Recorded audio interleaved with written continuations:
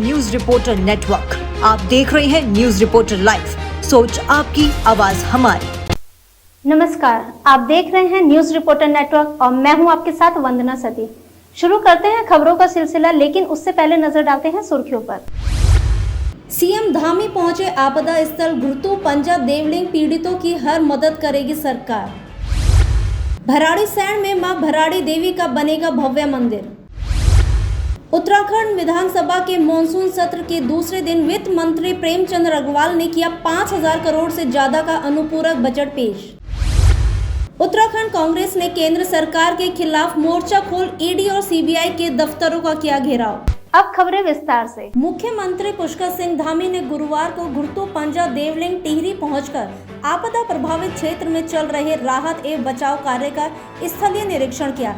इस दौरान मुख्यमंत्री ने मलेठी में आपदा प्रभावित परिवार से मुलाकात कर हर संभव मदद का भरोसा दिलाया। मुख्यमंत्री ने कहा कि घुरतू में अतिवृष्टि बादल फटने से नुकसान हुआ है, कई मकान और मवेशी आपदा की जद में आए हैं। उन्होंने जिला प्रशासन को आपदा प्रभावित को तत्काल सहायता देने, आपदा संभावित क्षेत्रों में आपदा क्षति का आंकलन करने तथा आपदा से क्षतिग्रस्त पुनः निर्माण के कार्यों को तत्काल करने के निर्देश दिए। उन्होंने कहा कि ग्रामीणों की शिकायत पर घुरतू हाइड्रो पावर से मकानों को हो रहे नुकसान को लेकर मुख्यमंत्री ने जिलाधिकारी को पुनः परीक्षण करने के निर्देश दिए हैं। आपको बता दें कि 31 अगस्त की रात्रि को हुई अतिवृष्टि से तहसील घनसाली घुरतू क्षेत्र में 29 भवनों को क्षति पहुंची है, जिसमें 6 भवन पूर्ण क्षतिग्रस्त एवं 23 भवन आंशिक क्षतिग्रस्त हुए हैं। आपदा से 17 पशु हानि हुई है, लगभग 24 पेयजल लाइनों को क्षति पहुंची है। जिला प्रशासन को कहा है कि जो अन्य भी जो गांव जहां पर भी इस प्रकार की संभावना या जिस प्रकार की आपदा की संभावना है, उन सभी स्थानों का आकलन कर लें और किन कारणों से ये आपदा आ रही है ये भी जरूर देखें, और जो आपदा से पीड़ित हैं या आपदा से प्रभावित हैं उनको तत्काल सहायता करी जाए, और जो पुनर्निर्माण के कार्य हैं आपदा से प्रभावित होने के कारण से जो नुकसान हुआ है उसको तत्काल किया जाएगा। उसमें कहीं पर भी किसी भी स्तर पर धन की कमी नहीं आने दी जाएगी। हमारा प्रयास होगा कि कम से कम जो है जो भी नुकसान हुआ है उस नुकसान को जल्दी से जल्दी जो है पुनर्निर्माण किया जाए। देहरादून को डस्टबिन फ्री बनाने के लिए नगर निगम लगातार कड़े प्रयास किया जा रहा है, लेकिन अभी भी कुछ स्थान ऐसे हैं जहां पर स्थानीय लोगों द्वारा कूड़ा फेंकना देखा गया है, जिसे लेकर अब नगर निगम उन स्थानों पर सीसीटीवी कैमरे लगाने की तैयारी कर रहा है। इस बात को लेकर देहरादून के नगर आयुक्त गौरव कुमार ने कहा कि इसी वर्ष देहरादून में 100 से अधिक स्थानों से डस्टबिन हटाए थे ताकि सार्वजनिक स्थानों पर कूड़ा ना डाला जाए, लेकिन अभी भी कुछ जगहों पर कूड़ा डाला जा रहा है, जिससे आसपास के लोगों को स्वास्थ्य संबंधी शिकायतें देखने को मिल रही हैं। साथ ही उन्होंने कहा कि हमने अभी 12 ऐसी जगहें चिन्हित की हैं जहां पर लोगों को बार बार कूड़ा डालना पाया गया है और वहां पर सीसीटीवी कैमरे लगाने का कार्य किया जा रहा है, जिसे अगले 2 से 3 दिन में पूरा कर लिया जाएगा। देखिए, हमारे शहर से हमने 31 जनवरी 2024 इसी वर्ष की 31 जनवरी तक 100 से अधिक स्थानों से डस्टबिन हटाए थे, और उसका उद्देश्य था कि किसी भी सार्वजनिक स्थान पर कूड़ा ना दिखे। परंतु उसमें से कुछ स्थान अभी भी ऐसे हैं जहां पर लोगों के द्वारा लगातार कूड़ा डाला जा रहा है, जिससे न केवल आसपास के लोगों को स्वास्थ्य संबंधी दिक्कतों का सामना करना पड़ता है, बल्कि एक शहर के एस्थेटिक्स भी उससे काफ़ी ख़राब लगता है और गलत छवि लोगों के मन में जाती है। तो इसके लिए हमने भी 12 स्थान ऐसे चयनित किए हैं जहां पर लोगों के द्वारा बार बार कूड़े डालने की शिकायत आ रही है, और वहां पर सीसीटीवी लगाने की कार्रवाई प्रारंभ कर दी गई है। अगले 2 से 3 वर्किंग डेज में इसको हम पूर्ण कर लेंगे। कांग्रेस ने आज देश भर में केंद्र सरकार के खिलाफ मोर्चा खोल ईडी और सीबीआई के दफ्तरों का घेराव किया, तो वहीं देहरादून में भी भारी संख्या में कांग्रेसी नेता और कार्यकर्ता ईडी कार्यालय का घेराव करने पहुंचे, तो पुलिस ने भी बैरिकेड लगाकर जुलूस को रोकने का प्रयास किया, लेकिन कांग्रेसी कार्यकर्ता नहीं माने और पुलिस से उलझते हुए बैरिकेडिंग पार करने का प्रयास करने लगे। इसी बीच पुलिस और कांग्रेस के नेताओं कार्यकर्ताओं के बीच झड़प भी हुई। वहीं कांग्रेस के प्रदेश अध्यक्ष करण महारा ने कहा कि ये राष्ट्रव्यापी धरना प्रदर्शन इसलिए किया जा रहा है क्योंकि केंद्र सरकार ईडी और सीबीआई जैसी स्वतंत्र एजेंसियों का दुरुपयोग कर रही है, जो राष्ट्र हितों में गलत है। जिस तरह के हालात देश में बन रहे हैं, कहीं ऐसा ना हो कि अगर सरकार ने गलत काम नहीं छोड़े तो यहाँ भी बांग्लादेश जैसे हालात बन सकते हैं। विपक्ष में लोग बैठे हैं जो सरकार के खिलाफ मुखर हैं उनके खिलाफ ईडी और सीबीआई की जांच बैठती है। तो इन सारे विषयों के लिए हम लड़ रहे हैं।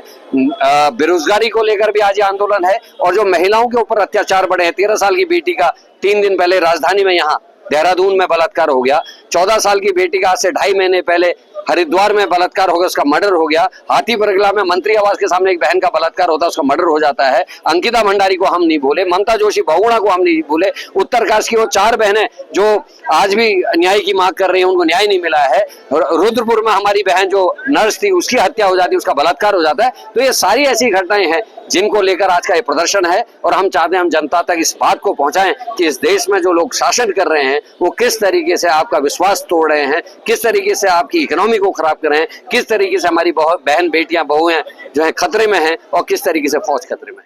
उत्तराखंड सूचना आयोग द्वारा अब सूचना का अधिकार अधिनियम की जानकारी के लिए प्रदेश भर में जन जागरूकता अभियान चलाया जाएगा। प्रभारी मुख्य सूचना आयुक्त विवेक शर्मा ने बताया कि आम जनता में सूचना का अधिकार की जानकारी के लिए यह कार्यक्रम चलाए जाएंगे, जिससे उच्च शिक्षण संस्थानों और विधि कॉलेज के माध्यम से इसके साथ ही वाद विवाद प्रतियोगिताओं का आयोजन कर और पूरे प्रदेश भर में कार्यशालाओं का आयोजन कर इस सूचना का अधिकार के लिए आम जनता में जागरूकता फैलाई जाएगी।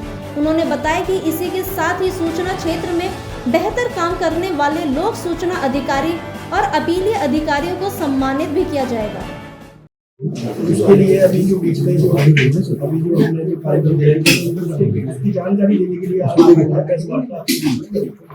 एक बार मैं जो उसको पढ़ के अगर बता दूं आपके पास में तो दिया है राज्य में सूचना का अधिकार अधिनियम प्रभावी क्रियान्वयन के लिए लोक सूचना अधिकारी एवं प्रथम अपीलीय अधिकारियों को प्रोत्साहित करने के उद्देश्य से राज्य सूचना आयोग RTI दिवस के मौके पर अनुरोध पत्रों का बेहतर निष्पादन करने के लिए 5 लोक सूचना अधिकारियों तथा प्रथम अपील का प्रभावी निस्तारण करने के लिए 3 अपीलीय अधिकारियों को पुरस्कृत करेंगे।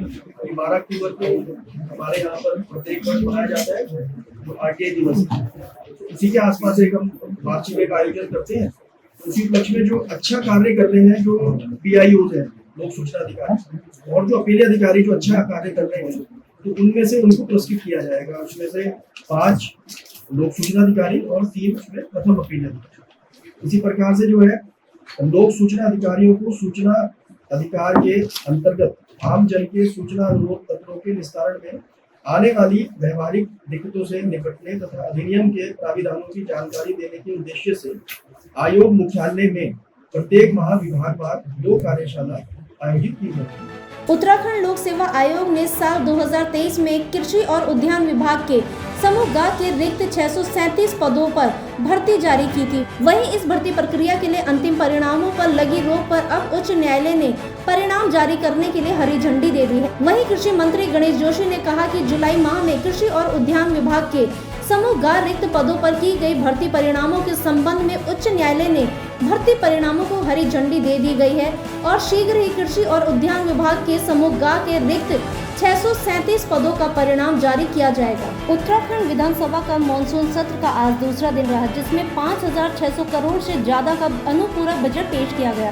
वित्त मंत्री प्रेमचंद अग्रवाल ने यह बजट पेश किया। इसके अलावा अन्य 8 विधेयक भी पेश किए गए। लोग कोशिश करते हैं कि कैसे हम अपने प्रदेश का समग्र विकास करें। आप जानते हैं कि इससे पहले बजट प्रस्तुत किया था 89,000 करोड़ रुपए का, और उसके बाद जो आवश्यकताएं या नई स्कीम्स आई उसमें भी हमने अनुपूरक बजट के माध्यम से प्रावधान किया। ये 5,013 करोड़ का है, जिसमें 3756.89 करोड़ रुपया राजस्व पक्ष में, 1256.16 पूंजीगत पक्ष में हमने प्रावधान किया। महिला क्रिकेट में भारत और इंग्लैंड के बीच 5 मैचों की T20 और 3 वनडे मैचों की सीरीज खेली जाएगी। हरमनप्रीत कौर की कप्तानी वाली भारतीय टीम इंग्लैंड दौरे पर जाएगी। इसके साथ ही BCCI ने भारत इंग्लैंड सीरीज का पूरा शेड्यूल भी जारी कर दिया है। साल 2024 में शाहिद कपूर की मूवी तेरी बातों में ऐसा उलझा जिया रिलीज हुई थी, जिसे लोगों ने काफी पसंद भी किया था। वहीं एक्शन फिल्मों का जलवा बॉक्स ऑफिस पर पिछले साल खूब देखा गया। अब ऐसे में भला शाहिद कपूर एक्शन में क्यों पीछे रह जाएं? आपको बता दें कि अब अभिनेता एक एक्शन फिल्म को लेकर आने वाले हैं। तो खबरों का सिलसिला यहीं समाप्त होता है। कल फिर मिलेंगे ताजा तरीन खबरों के साथ। देखते रहिए न्यूज रिपोर्टर नेटवर्क। धन्यवाद। अगर आप हमारे चैनल पे नए हैं तो चैनल को सब्सक्राइब करें और साथ ही बेल आइकन को प्रेस करें ताकि उत्तराखंड की कोई भी अपडेट मिस ना हो पाए।